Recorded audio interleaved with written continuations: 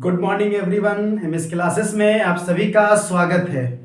हम लोग पढ़ रहे हैं 10th क्लास का मैथ्स और 10th क्लास के मैथ में हम लोगों ने पिछले क्लास में देखा था वास्तविक संख्या, जो हम लोगों का फर्स्ट चैप्टर पढ़ना है।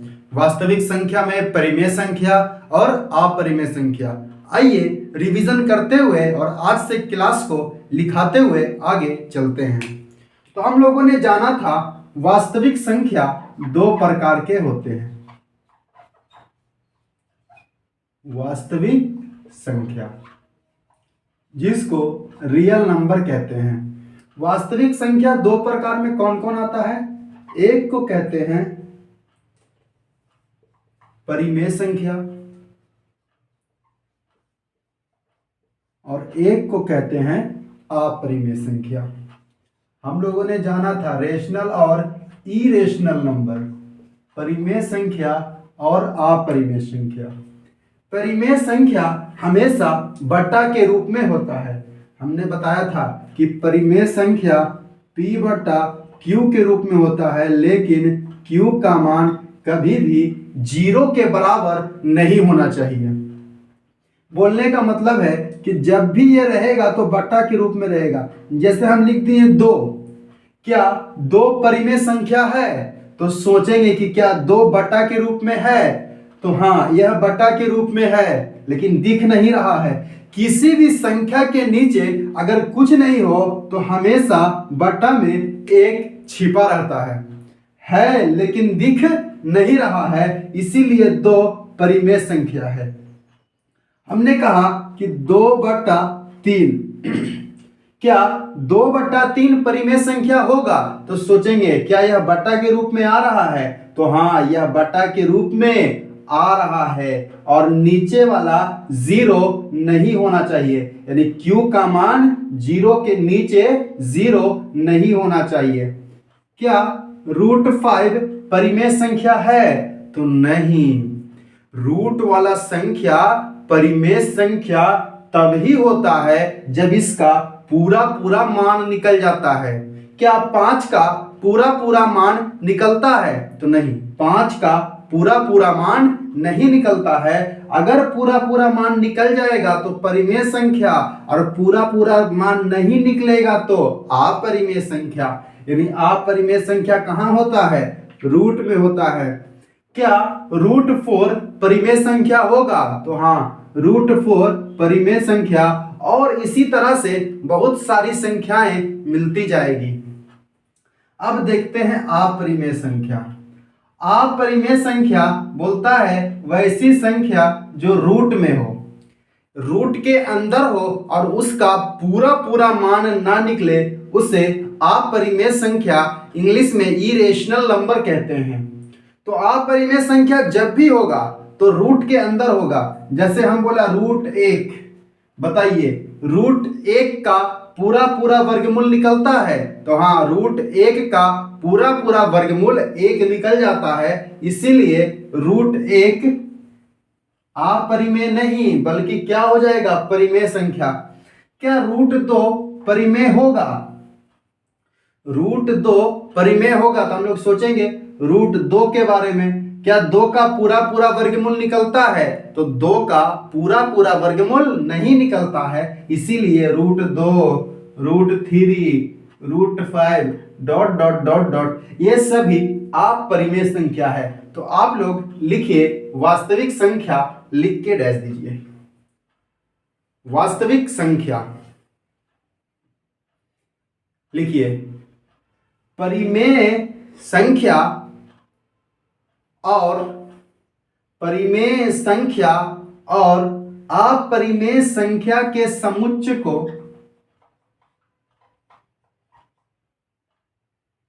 परिमेय संख्या और अपरिमेय संख्या के समुच्चय को वास्तविक संख्या कहते हैं।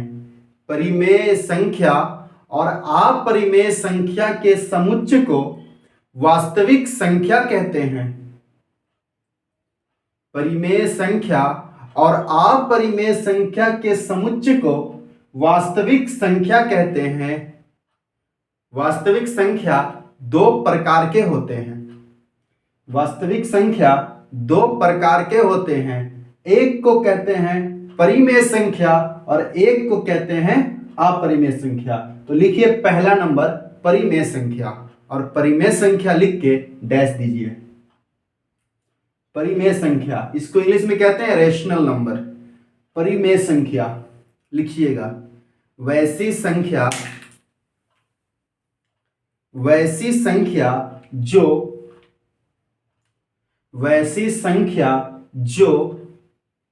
P बटा Q के रूप में हो।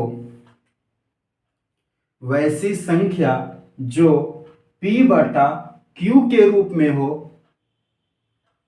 वैसी संख्या जो P बटा Q के रूप में हो और Q नॉट इक्वल टू 0 और Q not equal to 0, Q not equal to 0, Q का मान 0 के बराबर ना हो, एवं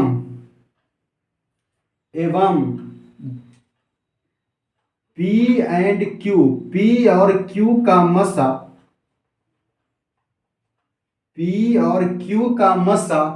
1 के बराबर हो। मसा मतलब HCF 1 के बराबर हो, उसे परिमेय संख्या कहते हैं। वैसी संख्या जो P बटा Q के रूप में हो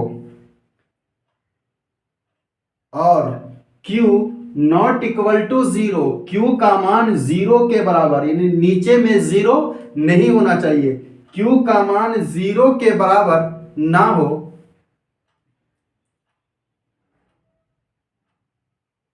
तथा P और Q का मसा या एवं P और Q का मसा 1 के बराबर हो, उसे परिमेय संख्या कहते हैं। एग्जाम्पल में लिखिएगा, ये सभी एग्जाम्पल में लिख लीजिएगा। 2 बटा √3, √4 etc, और भी बहुत सारी संख्याएं हैं। लिखिए अपरिमेय संख्या और लिख के डैश दीजिए। अपरिमेय संख्या, वैसी संख्या जो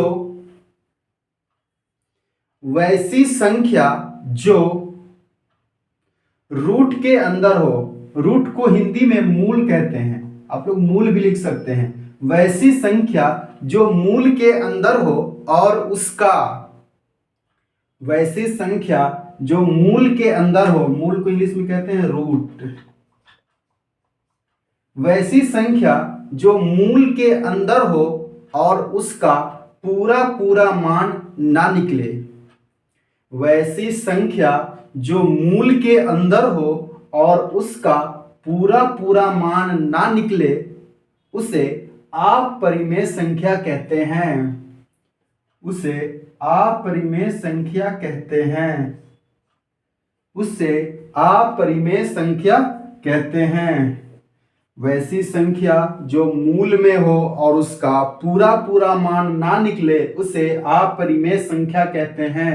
जैसे √2, √3, √5, पाई और इप्सिलॉन। पाई अपरिमेय संख्या है, इप्सिलॉन अपरिमेय संख्या है, जबकि पाई का मान 22/7 यह कैसी संख्या है? परिमेय संख्या है। लिखिए अब एक ऑब्जेक्टिव क्वेश्चन। निम्नलिखित में सत्य कथन को पहचाने। निम्नलिखित में सत्य कथन को पहचाने। निम्नलिखित में सत्य कथन को पहचाने। ऑप्शन नंबर ए, सभी वास्तविक संख्या। ऑप्शन नंबर ए, सभी वास्तविक संख्या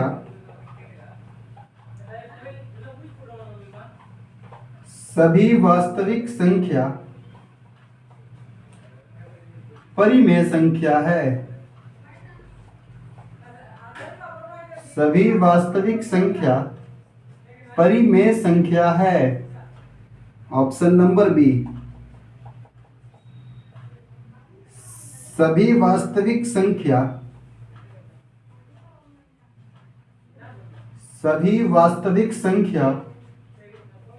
अपरिमेय संख्या है। सभी वास्तविक संख्या अपरिमेय संख्या है। ऑप्शन नंबर सी, सभी परिमेय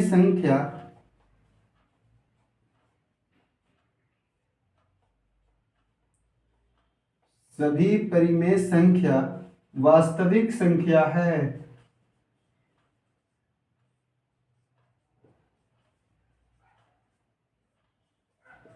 ऑप्शन नंबर डी, इनमें सभी।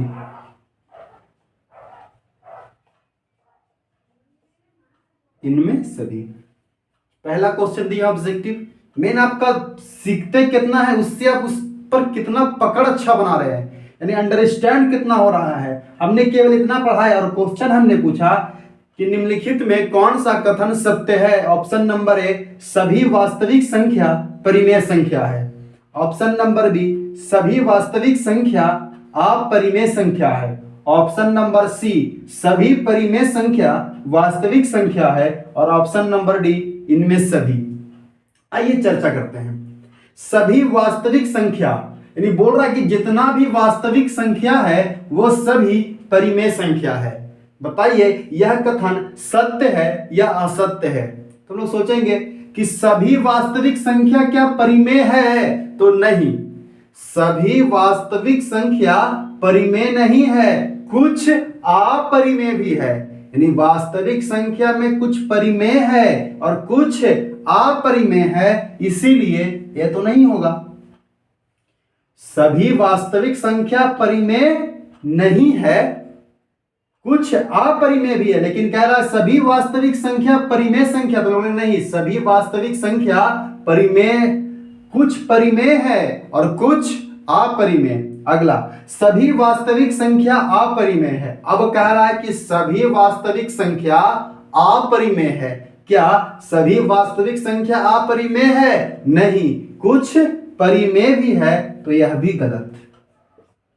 ऑप्शन नंबर सी में कह रहा है सभी परिमेय संख्या वास्तविक संख्या है। क्या जितना भी परिमेय संख्या आएगा वह सभी वास्तविक संख्या का ही तो कहलाएगा। सभी परिमेय संख्या और सभी अपरिमेय संख्या वास्तविक संख्या है। अगर पूछेगा सभी अपरिमेय संख्या वास्तविक संख्या है, यह भी कथन सही है। सभी परिमेय संख्या वास्तविक संख्या है, यह भी कथन है। नीचे से ऊपर तो सही, ऊपर से नीचे तो गलत हो जा रहा है।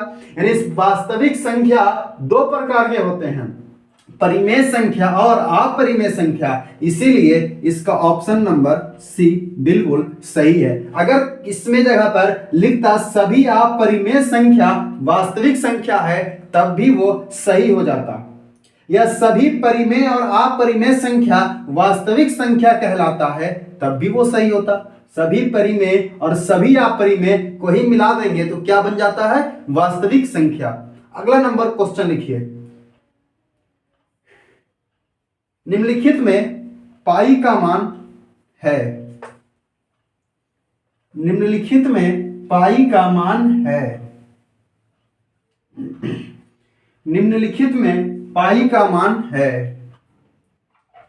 Option number A 22/7। Option number B 3.14। Option number C 355/113। Option number D none of these, all of these, इनमें सभी।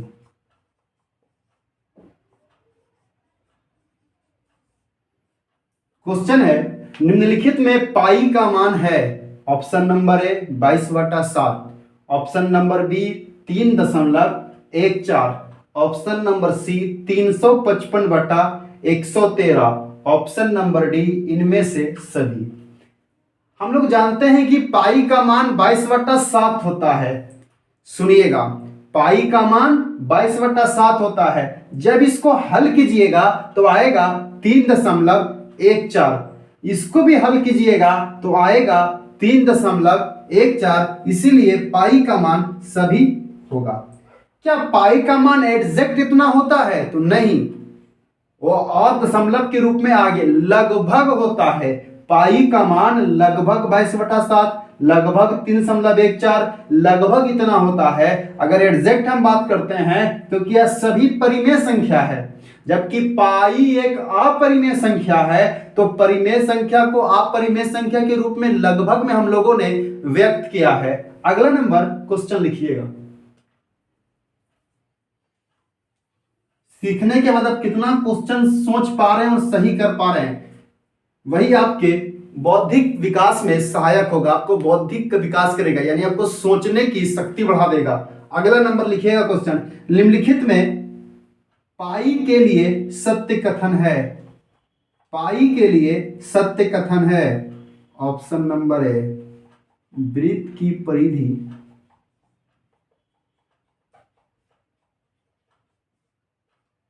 बटा त्रिज्या। ऑप्शन नंबर बी, वृत्त की परिधि बटा 2 गुने त्रिज्या। ऑप्शन नंबर सी, वृत्त की परिधि बटा 3 गुने त्रिज्या। ऑप्शन नंबर डी, वृत्त की परिधि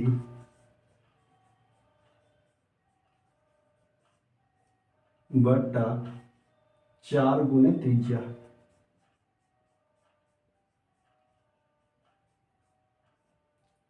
क्वेश्चन है, पाई के लिए सत्य कथन है।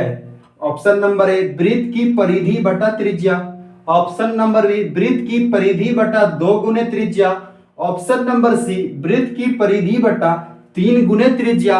ऑप्शन नंबर डी, वृत्त की परिधि बटा 4 गुने त्रिज्या। हम लोगों ने देखा था पिछले क्लास में कि पाई का जो मान होता, पाई होता है वो वृत्त की परिधि, वृत्त की परिधि और उसी वृत्त के व्यास के अनुपात को पाई कहते हैं। पाई कहते हैं किसको है, तो वृत्त की परिधि और उसी वृत्त के व्यास को पाई कहते हैं। तो वृत्त की परिधि, तो हाँ ऑप्शन सब में वृत्त की परिधि दिया है, लेकिन क्या बटा के रूप में व्यास आया है, तो नहीं, व्यास के जगह पर व्यास नहीं दिया है, सभी में त्रिज्या दिया है। तो हम जानते हैं कि जो व्यास होता है वो 2 गुने त्रिज्या के बराबर होता है। जो d का मान होता है वो 2r के बराबर होता है। व्यास का मान किसके बराबर होता है, 2r के बराबर होता है। तो अब बताइए इसमें सही क्या होगा, तो वृत्त की परिधि बटा त्रिज्या नहीं, वृत्त की परिधि बटा 2 गुने त्रिज्या, और 2 गुने त्रिज्या को ही क्या कहते हैं, व्यास कहते हैं। इसीलिए इसका ऑप्शन नंबर बी बिल्कुल सही होगा, इसका ऑप्शन नंबर बी बिल्कुल सही होगा। आइए अब थोड़ा और आगे चलते हैं थ्योरी पे। एक क्लास में और थ्योरी लेंगे, इसके बाद हम लोग डायरेक्ट क्वेश्चन आंसर पे चलेंगे। इसका जितना एक्सरसाइज भारतीय भवन में जितना क्वेश्चन दिया है सभी को बताएंगे एक एक करके। उम्मीद है कि आप लोग का मैथ्स बहुत अच्छा हो जाएगा। केवल कंटिन्यू बने रहिएगा हमारे साथ, और अपने मित्रों के पास भी इसका लिंक शेयर कर दीजिएगा, चैनल को सब्सक्राइब कर दीजिएगा, सेशन को लाइक कर दीजिएगा।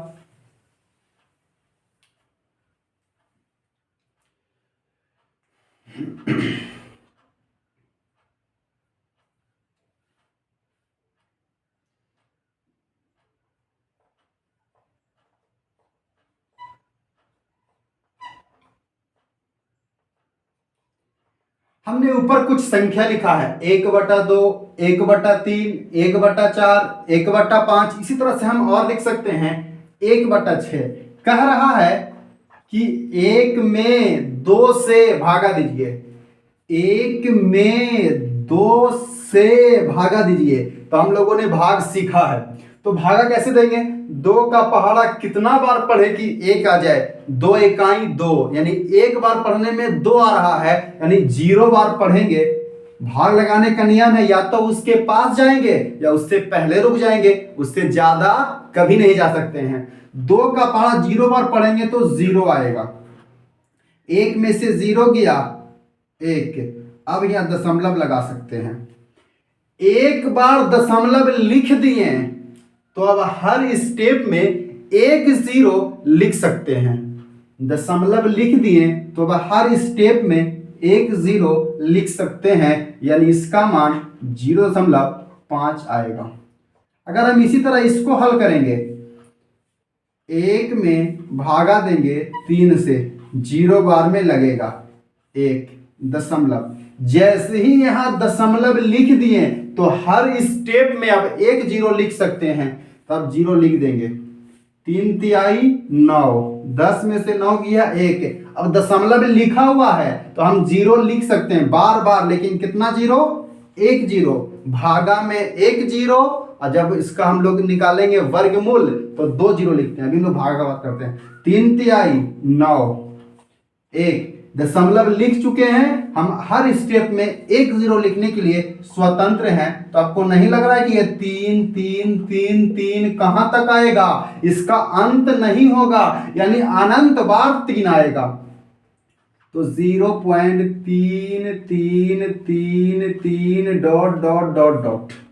अगर हम इसका बात करते हैं, अब हम लोग डेट करते हैं 0.25। समझ में आ रहा होगा कैसे कर रहे हैं। 0. भाग लगा रहे हैं, 5 दूनी 10। आइए इसी तरह से हम और थोड़ा आगे बढ़ते हैं।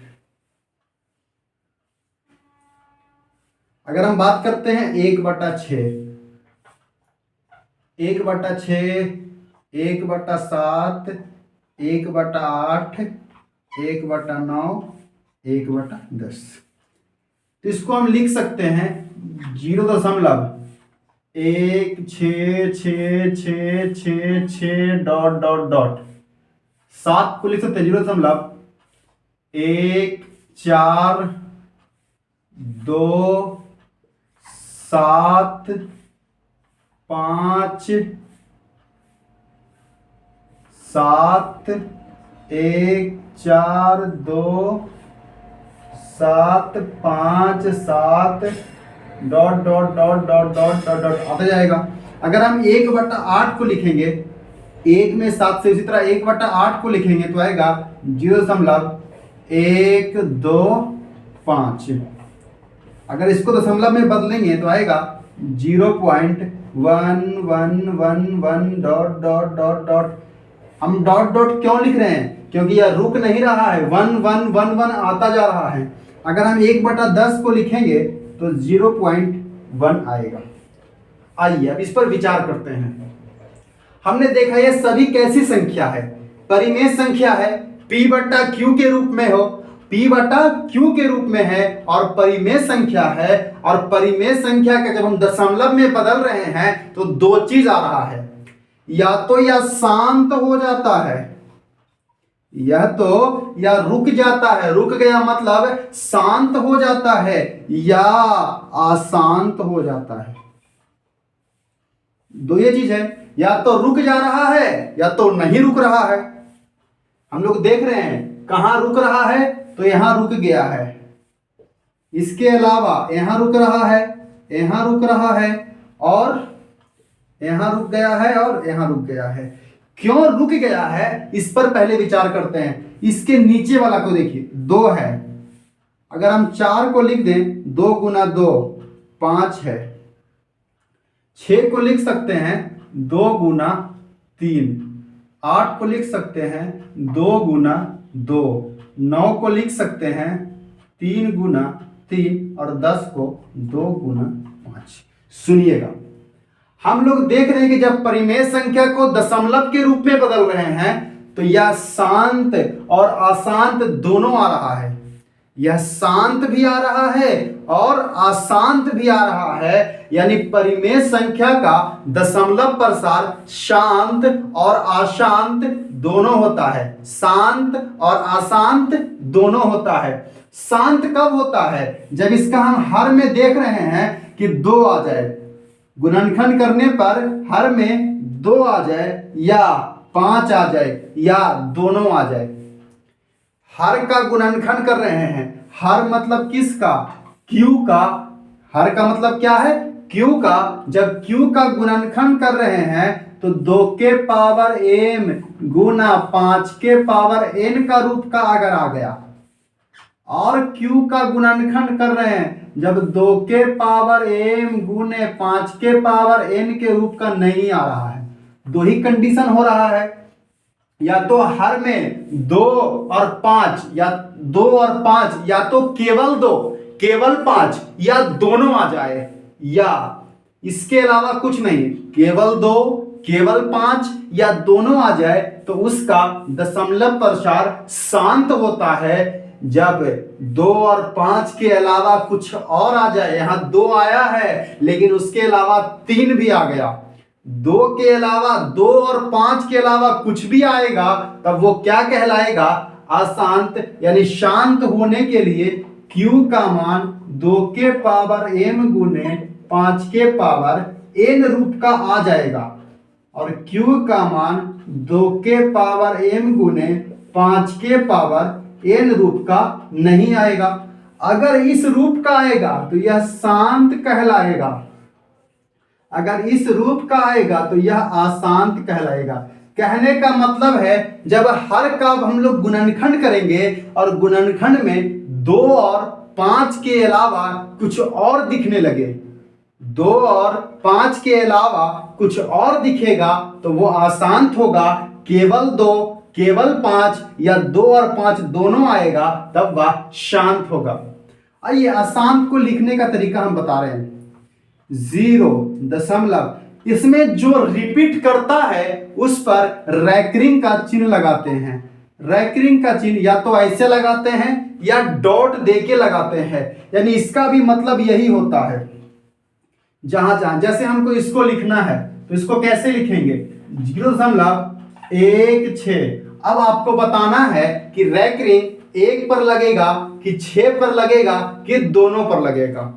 रैकरिंग 1 पर लिखें, 6 पर लिखें कि दोनों पर लिखें। तो जो रिपीट कर रहा है, जो बार बार आ रहा है, रैकरिंग उसी पर लिखते हैं। तो बार बार कौन आ रहा है, 6, एक रिपीट नहीं हो रहा है। अच्छा, इसमें कौन रिपीट कर रहा है, 1 4 2 7 5,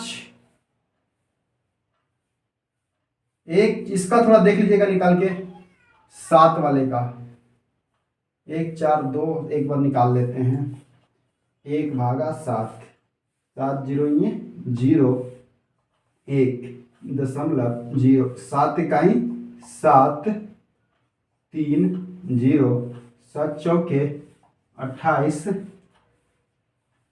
2 0, 7 दूनी 14 6 0, 37 8 56 4 0, 7 5 35 5 0, 7 7 49 1 0, 7 इकाई 7, 1 4 2 8 2 8 5 7, 1 4 2 8 5 7, 1 4 2 8 5 7 आएगा। यानी इसमें रिपीट कौन कर रहा है, तो 1 से लेके 7 तक, 1 4 2 8 5 7, 1 4 2 8 5 7, यानी इतना संख्या पर हमको रैकरिंग लिखना पड़ेगा। फिर हम लोग को सीखना है रैकरिंग को हल कैसे करते हैं। इसी को लिख सकते हैं या 0.1 4 2 8 5 7, यह पूरा पर रैकरिंग। अच्छा, इसको कैसे लिख सकते हैं, इसमें कौन रिपीट कर रहा है, जो रिपीट करेगा उसी पर रैकरिंग। इसको क्या पढ़ते हैं, रैकरिंग। इसको डॉट से भी ऊपर में दिखाते हैं। तो फिर मिलते हैं अगले क्लास में, इसका थ्योरी समाप्त करके क्वेश्चन की ओर बढ़ेंगे। उम्मीद है आप लोगों को क्लास अच्छा लगा होगा, तो चैनल को सब्सक्राइब लाइक करें और अपने मित्रों के पास भी इसका लिंक शेयर करें, जिससे उनको भी मैथ्स सीखने में फायदा हो जाएगा। तो मिलते हैं अगले क्लास में, आज के लिए इतना ही, बाय।